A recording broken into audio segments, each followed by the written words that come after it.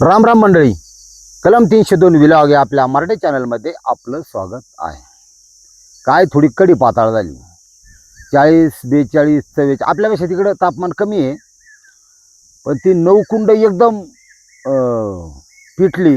म्हणजे आपले जे सबस्क्रायबर किंवा आपले भाविक जे आपण घेऊन गेलतो त्यांच्या शत्रूचं स्तंभन करायसाठी नौकुंड एका हॉलमध्ये जर एकदम पिटलं तर तिथं टेम्परेचर 50-52च्या पुढे जातं. त्याच्यामुळं दिवसभर त्या ह्याच्यात राहिल्यामुळं त्रास व्हायला लागला, बाकी काय नाही. आणि त्यात पाणी प्यायचं म्हणलं की बर्फासारखं गार पाणी म्हणलं की नरड्या बी जाम होते.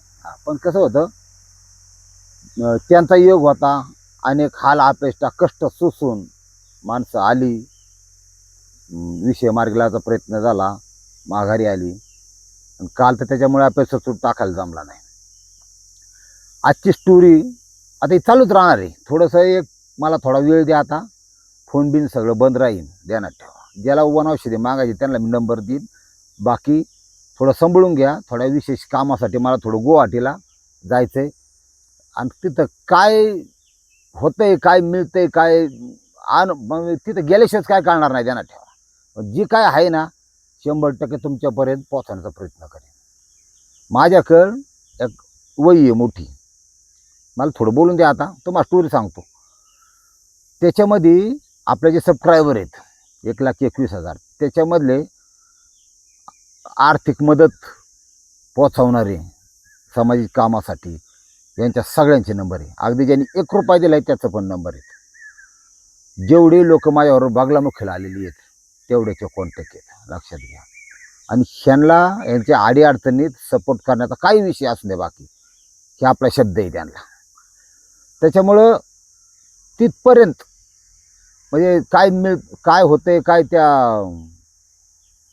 मायांग नावाचं गाव असेल, तारापीठ असेल, रांचीच एक पीठ आहे, सिद्धी पीठ आहे ती, ध्यानात ठेवा.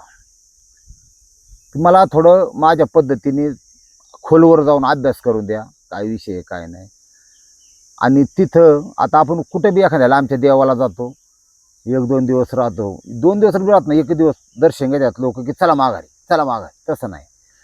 एखाद्या गोष्टीचा डीपमध्ये तिथं काय चाललं हे जाणून घेण्यासाठी. आणि नेमकं बोंधुगिरी, दे पैसा, दे सोनं, दे आमकं, दे अमकं, आणि याच्या नावाखाली काहीतरी करायचं, ह्याला किंमत नाही. नेमकं रिअल काय, सत्य काय. गुरु बी चांगले भेटलेत, एक आगोरी त्यांच्याबरोबर चाललं. ते स्वतः 8-7-8 महिने अरण्यात राहणारा माणूस आहे. एका मंत्र्या संत्र्याने त्यांना ती युनिव्हर्सुद्धा गिफ्ट दिलेली आहे फिरण्यासाठी. तेवढी स्वीकार केली त्यांनी. आणि मंत्र्याची केली ते चांगलंच केलं, देणार मंत्री देण्यात ठेवा, सर्वसामान्य काही विषय नाही. तर त्यांनी मला सांगितलं की तुम्हाला, म्हणजे त्यांनी कबूल काय करून घेतलं आहे बघा, काय मागण्याचा अधिकार आहे तुम्हाला. तुम्हाला जर मिळलं काही विशिष्ट आपलं पुरातन आहे ते सिद्धियोग, तर मुठभर धान्य किंवा एखादं अन्न, जेवण, एवढंच. मी त्याला आपण भिक्षा म्हणतो, एवढंच मागण्याचं. तुझं हे काम होईन, दे 10,000, 15,000, 50,000, लाख रुपये, आणि तुझं ते ठेवीन, घाल माझ्या देवीला सोनं, आणि दुनियादारीन, आणि मरणाच्या माळान बिळानहीन. ही प्युअर बंधुगिरी. त्याच्या विरुद्ध अंधश्रद्धा निर्मूलसमितीचा कायदा आहे, तुम्हाला सांगतो. लोकांनी फार अतिरेक चालवलंय आणि स्वार्थासाठी ह्याच्यासाठी सगळं चाललं असतं. काहीतरी सकारात्मक तुमच्या आशीर्वादाने मिळावा मला. आता एवढं वारं सुटलंय की उलटं पालटं व्हायला बसलं. राहू द्या. आता तुम्हाला आजची स्टोरी सांगतो. ही स्टोरी आपल्या महाराष्ट्राची उपराजधानी नागपूर या ठिकाणी घडलेली. आमगाव, ह्या आमगावमध्ये एक तरुण राहतोय, आतिश खाटेकर. आतिश म्हणलं की ध्यानात ठेवा. तुमचं नाव, तुमच्या मुलाचं नाव, कुणाचं नाव काय असं द्या, पण शक्यतो वरून नाव ठेवण्याचा प्रयत्न करावा. र वरून ठेवलं ना तर चांगले वाईट सगळ्या प्रकारची. पण वरून जर ठेवलं ना, नावाची व्यक्ती ही बऱ्याच वेळा आयुष्यात यशस्वी होते, लक्षात ठेवा. तुम्ही आता जे सेलिब्रिटी म्हणतो आपण त्याला, ऑल ओव्हर इंडिया, त्याच्यामध्ये चित्रपटाचे स्टार असतील, साऊथचे असो, हॉलिवूड, बॉलिवूड, ट्रॉलिवूड, कुठाचे असू द्या, नावाची व्यक्ती आणि क्रिकेटपटू झालं किंवा जी फेमस होती, या सगळ्यांची नावं तुम्हाला बऱ्याच वेळा वरून दिसतात.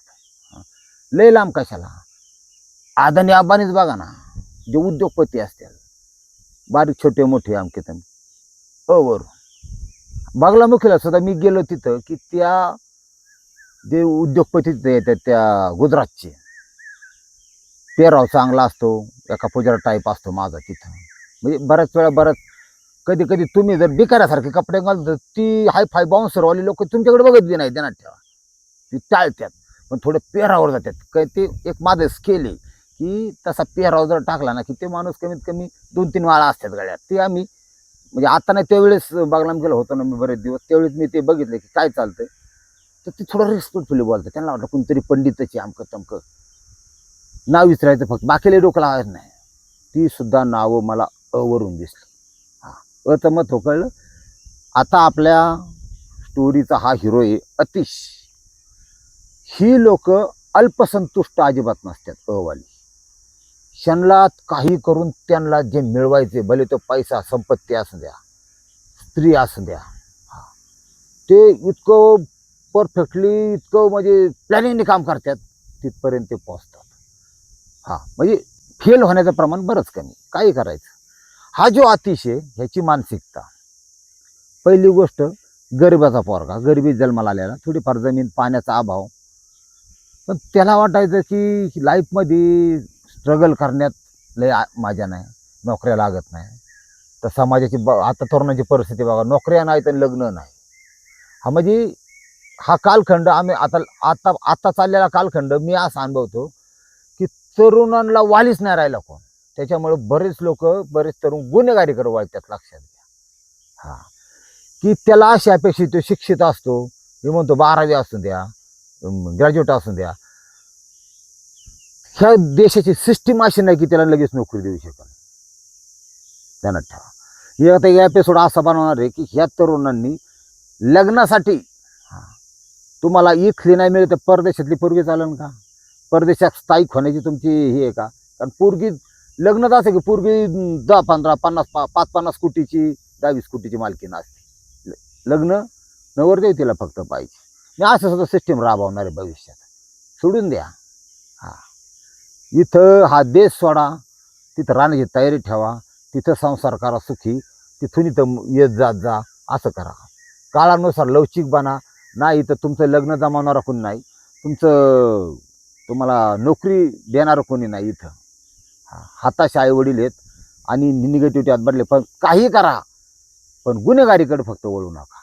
त्याला माझा सक्त विरोध आहे. कारण ही एवढा देह मिळालेला आहे ना, हाताने आयुष्याचं वाटलं होतं. आणि समाज आहे ना, तुमचं चांगलं करू शकत नाही, पण समाज वांगलं नक्की करीन. एखादा गुन्हा केल्यानंतर आत मिळालेली शिक्षा त्याच्यापेक्षा भयंकर शिक्षा समाज बाहेर आल्यावर देतो. हा, फार वाईट आहे. अनेक हजारो लोक संपर्कात आहे माझ्या, भोगून आलेली सुद्धा, सजा भोगून आलेली. हा, पण ते सुधारले. पण ते म्हणले समाज नाही स्वीकारत गुन्हेगाराला. मुलांना सुद्धा टोमणं मारतो. एका तुरुंगवास भोगून आलेल्या बापाच्या मुलाला, त्या मुलाचा काय दोष हो, ते परमेश्वराचा अवतार आहे. शेजारची बाई ह्याच्या सगळं खेळू नको, याचा भाग तुरुंगातून आलाय, इतक्यापर्यंत समाज त्यांना देतो. आणि ते तुम्ही घेऊ नका. ध्यानात ठेवा. थोडं लवचिक राहा, माझ्या समवेत राहा. मी तुमचं कल्याण केल्याशिवाय राहणार नाही. आता हा जो अतिश आहे, ह्याला बी गरीब कुटुंबात जन्माला आलेला. काय करावा, काय करावा, काय करावा. आपल्याला त्याला इच्छा अशी होती की पैसा कमवायचा, थोडंसं स्टेबल व्हायचं.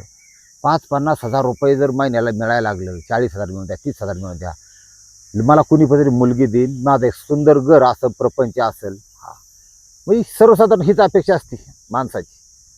आणि जगायचं, आयुष्य अनुभवायचं आणि मरून जायचं.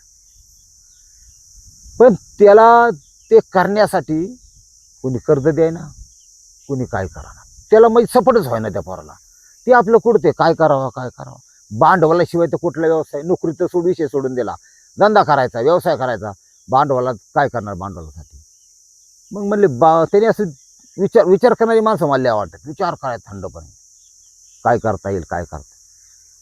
विचार करून करून त्यांनी एक गोष्ट फिक्स केली मनात, व्यवसायच करायचा.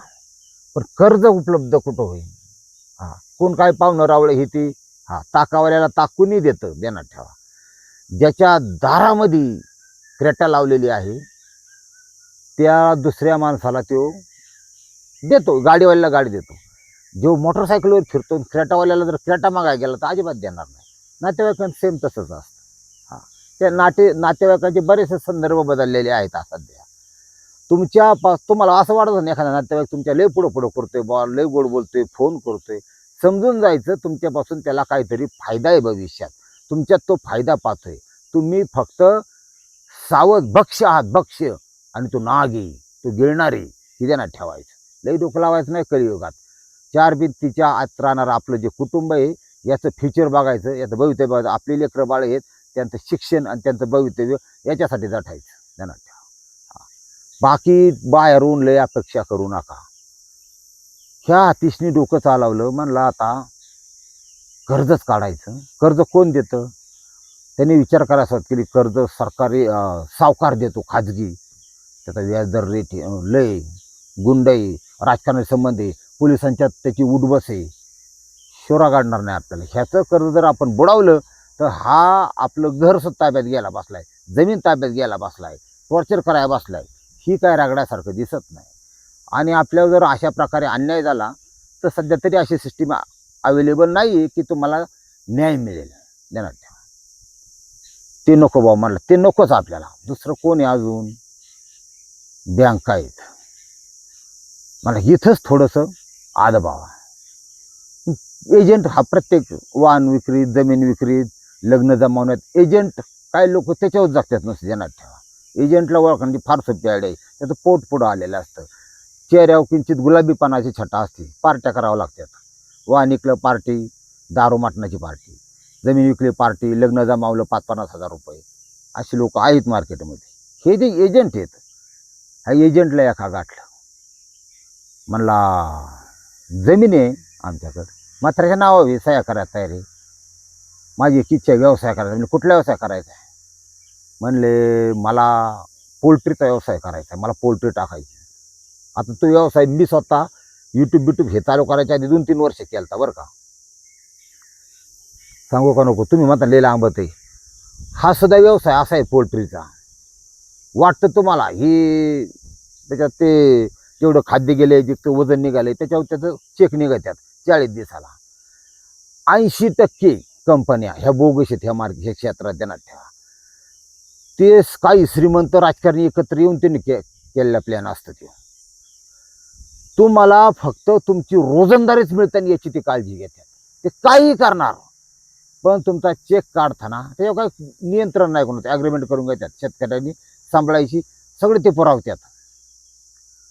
ते सुपरवायझर येतो, अत्यंत वाईट आणि अपमानास्पद पद्धतीने बोलतो. मला बी एक तसलं एक आनंदी ॲग्रो म्हणून कंपनी होती, त्याचा एक सुपरवायझर ते ही होता आलेला, साहेब म्हणले त्यांचा, हे आमका डिव्हिजन मॅनेजर आणि दुनिया मॅनेजर, ते आलं.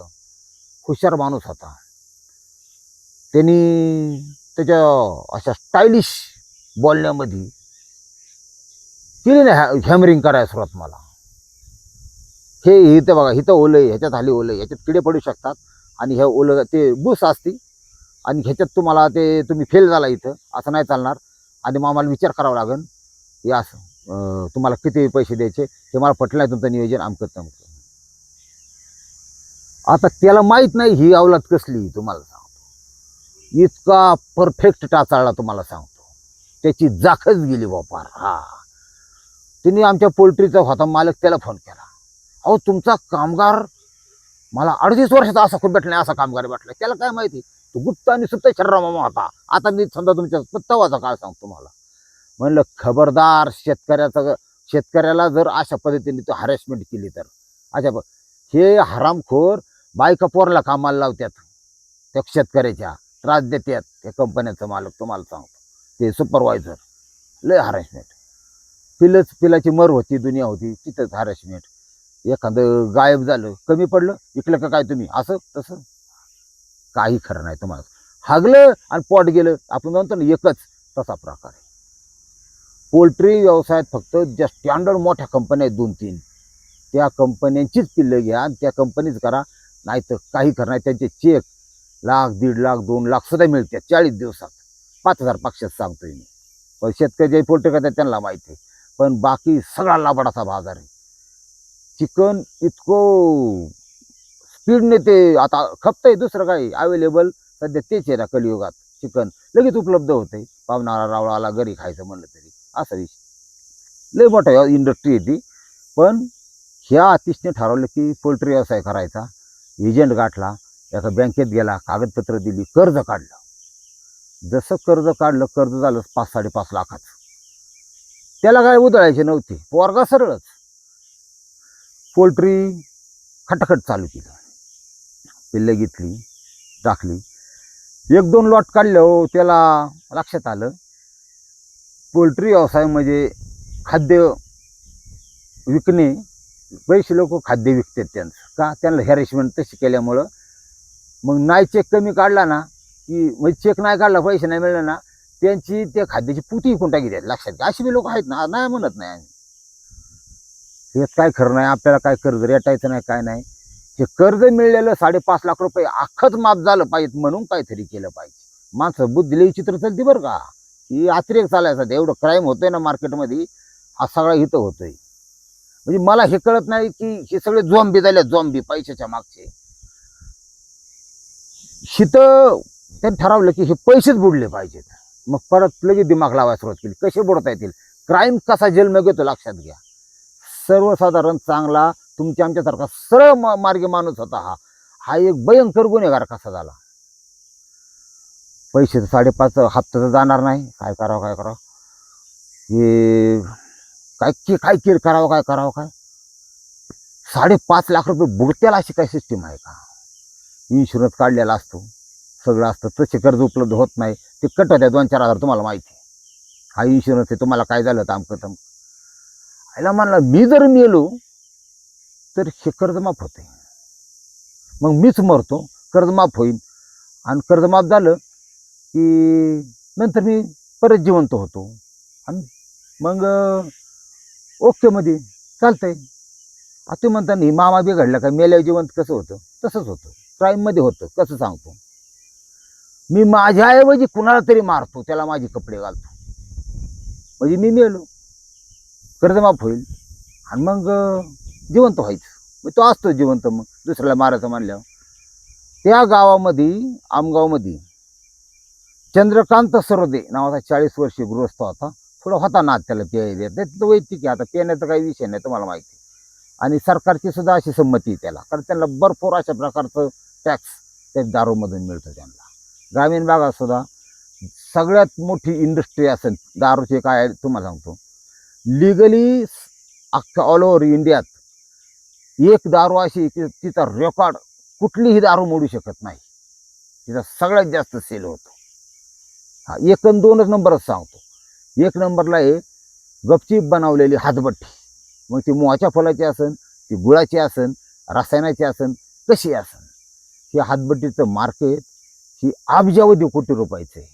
हा त्यातले हप्ते ते चालण्यासाठी हे देणारे हे सुद्धा काही कोटीच. हे आतलं जग आहे, देणार ठेवा सगळं कसं व्यवस्थित. आणि आता सिस्टीम असते की हप्ता जो नेणार आहे तो घरीच येत नाही. मला ओळखतात लोक, फोन करणार, आणून दे. बऱ्याच वेळा एखादं गुटखा विक्री करणारं एक काय पान सेंटर असतं, ही यादी एवढी आणून देते, टिकमाक कर, सगळं झाल्या मग मला दे. मग आम्ही कसं वाटून खाऊ, तुम्हाला कळायचं नाही. आता सगळ्यात हातभट्टी मार्केटचं देशीचं हातभट्टीचं मार्केट 1 नंबरला आहे आपल्या भारतामध्ये. 2 नंबरला देशी दारू मिळते. तिथं जो सेल आहे ना, की तुम्ही म्हणता ते मॅकडॉनल्ड आमकन तमकन ही चिरकुट आहेत, त्याच्या पुढे ध्यानात ठेवा. तिचा सेल देशात सगळ्यात टॉपला आहे. आणि ऑल ओव्हर वर्ल्ड पण ती दारू अशी सगळ्यात टॉपला आहे, प्रमाणित केलेली. बघा हे 2 नंबरचं मार्केट. 3 नंबरचं मार्केट हे दारूच्या बाबतीतलं. हे मग तुमचे हे काही 200-300चे ब्रँड सगळे, IB, तुमचं मॅकडॉल, इतर सगळे प्रकार जे त्या रेंजमध्ये आहेत. हाय फाय स्कॉच वगैरे त्यांचा वेगळा कार्यक्रम असतो, ती नगण्य. ह्याच्या गव्हर्नमेंटला जे रॉयल्टी मिळते, टॅक्स मिळतो, ते इतका भयंकर आहे की अख्ख्या पोलीस डिपार्टमेंटचा महाराष्ट्र राज्याचा पगार फक्त 10 दुकान उघडी घर परवानगी दिली ना तरी ओके. हे असं आतलं जग आहे ध्यानात ठेवा. ह्या जगात काही लोक जी अति हुशार आहेत त्यांनी अशी सिस्टीम लावली की त्यांची मुलगी सुद्धा परदेश येते, त्यांच्याकडे 1000, 5000, 10,000 कोटीची प्रॉपर्टी असते. काही अशी संस्था नाहीत की आमदार फक्त त्यांच्याच घराण्यात कोणतरी व्हायचं, पिढी पार शेतकऱ्याने तोंड असून जायचं बरं का. कांद्याची फार वाईट परिस्थिती आहे आता, आणि यंदाच्या कांदा उत्पादनाला शेतकऱ्याला सगळ्यात जास्त खर्च झालाय. शेतकऱ्यांनी बोलायचं नाही, काय नाही, लाख लपडी अशी. ही एक प्रकारे म्हणजे खरं स्वातंत्र्य मिळायची अशी परिस्थिती, हुकुमशाही चालू परत एकदा झालेली आहे आता. ध्यानात ठेवा, होऊन द्या. कुणाला तरी मारतो आणि माझं कर्ज माफ होईल ह्या हिशोबाने त्यांनी ह्या चंद्रकांत सरोदे 40 वर्षाच्या माणसाला गाठलं. माणूस पेताळ. मग त्याची गाठ घेतली आणि त्याला त्याच्या संग रोज उठ बस, चल भजी सांगतो, चहा सांगतो, नाश्ता बरं आहे का, काय नाही चाललंय पोल्ट्रीचं काम, लय कम असतं, तुम्हाला थोडं काम देतो, पैसे देतो, या तुम्ही पोल्ट्री असतं. तसं थोडी ओळख वाढवली हे त्या आतिशने त्यांच्याबरोबर. आणि जेव्हा संध्याकाळी अंधार पडला की जांभळे त्यात थरथर थरथर कापत्यात की आता घेतलेच पाहिजे. बरेचसे ऑफिसला काम सुटल्यानंतर थोडीशी टाकूनच घरी जातात. फार फार बायकोला विचारत, हॅलो भाजी काय बनवले ग, ती का म्हणले आज सुकट बनवते, बोंबील बनवते, मग तर कामच झालं म्हणायचं. गॅरंटेड नाईट टाकून घरी हा थोडी अर्धे भाकर जात जाती असं त्याचं म्हणणं आहे. आज साहेब बी खवाळला होता ऑफिसमध्ये, तुम्हाला बऱ्याच गोष्टी आतल्या कळत नाही. इथं काय झालंय आता, मेला तारीख उजडली 28 ऑगस्ट 2026 सॉरी 25. संध्याकाळच्या पारी त्या व्यक्तीला दारू पाजली आणि दारूचे अड्डे बऱ्याच वेळा तुम्ही बघा, लोक वन विभागाची जमीन, सरकारी जमिनी, कोणाच्या प्रॉपर्टी कोणाच्या अंगणात म्हणलं तिथं हानीन गोट्यान धरून ती रात्रीच्या वाचणारी. आणि मग कशी मग कसं हवेशीर मस्त वाटते, गार हवा सुटली, असं येऊन सहन केल्यानंतर संध्याकाळी हवा सुटली की 8 वाजता पिण्याची मजाच वेगळी, 9, 9:30ला जेवण करू, असं असं असं चालतं. ध्यानात ठेवा. तेलाच्या नादात ती केल्यानंतर ह्या आतिशनी गमछा, नागपूर साईडला ऊन जास्त असतं, गळ्यात गामछा असतो, त्या गामछ्याने आवळून नळ डावळून त्याची हत्या केली. हत्या केल्यानंतर रेल्वे ट्रॅक होता, ज्यांच्या गावातून रेल्वे जाते त्यांना सगळं माहीत असतं कितीला गाडी जाते. बरं एक्सप्रेस असणं थांबत नाही, धाड धाड धाड धाड. त्याला काय टाकली बॉडी तिथं, पण बळ टाकण्याआधी स्वतःची पर्स, स्वतःची मोटरसायकल शेजारी उभी ठेवली, पर्स कपडे उपडे त्याला त्या माणसाला घातले चंद्रकांत सरोदेला. तेच गाडी त्यानं 2-3 तुकडे केलं, ते खलास झालं. आधीच मेलं होतं पण ते 5-10 मिनिटात तिथं टाकलं, गाडी गेली निघून. ह्याने तिथं म्हणजे तुम्ही आता लोकांना काय पाहिजे मी मेलं म्हणून, तयारी नाही शिगडी. काही पैसे, पोल्ट्रीचं बंद होती, काही पैसे बरोबर घेतले, डायरेक्ट नागपूर सिटीत गेला आणि तिथं तो लॉज घेऊन किंवा एखादी खोली घेऊन राहायला लागला, काहीतरी काम करायला लागला. तिथंच काय होईल ते होईल. ध्यानात ठेवा, ह्या मुलांनी याची कल्पना स्वतःच्या बापाला, आईवडिलाला सुद्धा दिलेली नाही, कोणाला काय माहीत नाही. ती बॉडीन बिडीन तीन तर सकाळच्या बाहेर ती बघितली, ती रेल्वेची सुद्धा गस्त चालू असते रात्रीची सारखी बघत, पटरी कोणी काय समाजकंटकांनी कुठल्या अतिरेक्यांनी काय ठेवलंय का. त्यांनी ती बॉडी ते बघितली, लगेच पोलीस, रेल्वे पोलीस वेगळे असं ॲक्टिव्ह होतं, लोकल पोलिटिची पोस्टमार्टम केलं. आणि ती म्हणली ही गाडी बिडी ही याची, आतिश तर गेला बा म्हणले, आत्महत्या केली, कर्ज होतं त्याच्यावर. पोलिसांनी ती सगळं त्या बॉडी घरच्याच्या ताब्यात दिली. मारणाचा आरोडाचा घरची, लेकरू गेलेलं, त्या तिथून ती बॉडी उचलली, ती नेऊन दिली त्यांच्या ताब्यात. त्या बॉडीचा सगळा घरच्यांनी अंत्यसंस्कार सगळे विधी व्यवस्थित केलं. झालं, काही दिवस निघून गेले की सगळ्या गावात बॅनर लागला दशक्रिया विधीचा अमकं तमकं. काही दिवस निघून गेल्यानंतर म्हणले हा गेला, महिना, 2 महिने, 4 महिने, 8 महिन्याचा कालावधी गेला. ह्याला कुठं राहते. आता कसं नेते नावाचा प्रकार असतो, गुन्हेगार जितकं हुशार नाही. तुम्हाला सांगतो, मी जर गुन्हेगार झालो लय मोठा, तो शीतल तर सोडत, CBI तर सोडत, कोणाला सापडू शकत नाही. त्यातले बारकाई कळले पाहिजे लोकांना काय विषय असतो. सिस्टीमला होलकावणी देणं शार्प माइंडेड माणसाला सोपं जातं, ऐकण्याचा असतो. असं त्यांनी त्याच्या वडिलांना फोन केला. वडिलांना फोन केला तर काय तपास आहे म्हणला, त्याचा फोन आला, बापाचा जीव तर काळी बाप आहे, शेवट मोठं झालं. अरे असं सगळं आम्ही तर फार काय भानगड. म्हणला काळजी करू नका, तुम्ही ज्याला जाळले ते दुसराच होता कोणतरी, आणि मी अजून आहे. आपलं कर्ज माफ झालं का? हा म्हणे ती इन्शुरन्सचं पेपर, आपलं 5.5 लाख रुपये कर्ज माफ झालं बुवा. हां ठीक आहे ठीक आहे, मग मी प्रयत्न करतो पुढं काय करता येईल, बरं झालं माफ करता, त्यासाठी मी केलं होतं. आता त्याचे फोन जसे चालू व्हायला लागले तसे हळूहळू कुठून काय ना कळला, हा विषय लीक झाला. लीक झाल्यावर गावात बातमी, मेलेला माणूस जिवंत आहे म्हणजे मोठी बातमी झाली. पोलिसांच्या कानापर्यंत विषय गेला. जी व्यक्ती चंद्रकांत सरोदे बेपत्ता होते त्यांची मिसिंग, कसं काय माणूस गायब झाला, पोलीस स्टेशनला ही होती, त्या व्यक्तीचं काढलं. पोलिसांनी काही नेटवर्कच्या काही त्यांच्याकडे आहे सिस्टीम, त्याच्या आधारे जाग्या उचलला बा. पोल्ट्री नव्हती, पिलं नव्हती, गाडी नव्हती, काही नव्हती, अख्खाच्या अख्खा अतिश होता. आणि खून कोणाचा गुन्हा ह्याच्या सगळे व्यवस्थित केलं. पण त्यांनी पोलिसांचे कौतुक केलं पाहिजे. आमगाव पोलीस स्टेशन कोर्टात नाही लगेच केस टाकले, कारण ज्यांची व्यक्ती गायब झाली, ज्यांचे मारलेले, त्यांच्या कुटुंबियाची मागणी घ्यायच्या पाठीमाग अजून काही लोकांचा हात असू शकतो, अजून आरोपी असू शकतात. एक जणाला मारून बॉडी नेणं अशक्य आहे. पोलीस आता तपास करत आहेत, आणि तुम्हाला सांगतो हे अजून ह्याच्यात मागं कोण दडले, काय दडले सगळे का मुख्य आरोपी सापडलाय आता. पण PC मागून घेतली ना की पोलीस कस्टडी, आरोपी हजर करावा लागतो, कायद्याचा भाग असतो. आरोपीचा वकील असतो तिथं की माझ्या आशिलाला न्यायालयीन कोठडी द्या, म्हणजे तुरुंगात टाका. पण ती होत नाही शक्यतो. 99.99% पहिल्या स्टेजला न्यायालय, आदरणीय, माननीय, वंदनीय न्यायालय हे PC देतं. PC म्हणजे पोलीस कस्टडी. हे रपका रपकी मेरी आवाज सुनो, अजून कोणी काय सगळं कसं व्यवस्थित मार्गी लागन. आणि एका निष्पाप, भले तो पिणारा खाणारा असन, काय ते बिचाराला कळलं सुद्धा नाही दारूच्या नादात ते, तर आपल्याला हे सगळ्यात वाईट. अनेक मर्डर असे झालेले आहेत की मारणाराच म्हणतोय तिथे त्याला आल्या सूर्य घेऊन कापायला मारायला, आणि हा ओरडतोय, अरे तुम्ही काय चुकीच्या माणसाला मारताय का, तुम्ही का मारताय, मी तर कधी जुराळ मारला, तुमचा माझा संबंध नाही कधी. तुम्ही त्याला असं वाटतं की हे का मारतात, पण जवळच्याच परिचित माणसाने त्या माणसाची सुपारी दिलेली असती किंवा काय विषय असेल, हे सगळ्यात वाईट की का मारतात हेच कळत नाही लोकांना, मरणाऱ्याला कळत नाही. भूत येणीच जातात ते, ध्यानात ठेवा. मग बेकार कामी आहे.